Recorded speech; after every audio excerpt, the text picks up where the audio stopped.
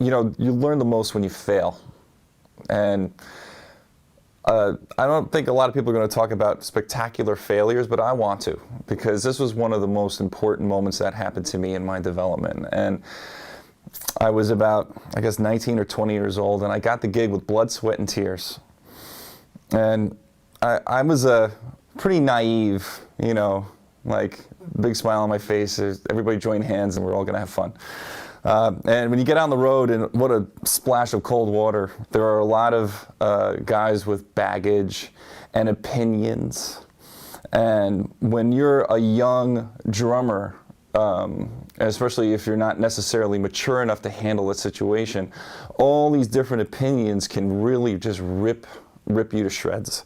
I remember not knowing what to do and feeling incredibly insecure because one guy would be whispering one thing, another guy would be whispering another thing. You know, you're young, so you don't want to say, mind your business, or go play your horn and leave me alone. You just kind of nod and say thanks, and, you know. I remember that feeling of just being really insecure and not knowing what to do. And so what happened was I just wound up playing really badly because I was playing for everyone else but myself and the music. I was playing for all these other people. You know, the guitar player says I'm rushing. The bass player is his brother. He says I'm dragging. The trumpet player wants me to play Elvin Jones fills in the middle of a rock song. The tenor player wants me to play like Ringo.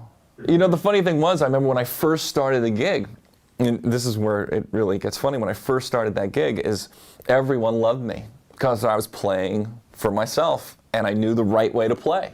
And the first couple of months were great. Everybody was, and then after that, that's when people sensed my eagerness. They sensed my youth, and they sensed that they could get in there. And they were right. They were right, because I let them. It was just a really poor musical decision that basically ended with me being let go, and rightly so, because I was not battle ready.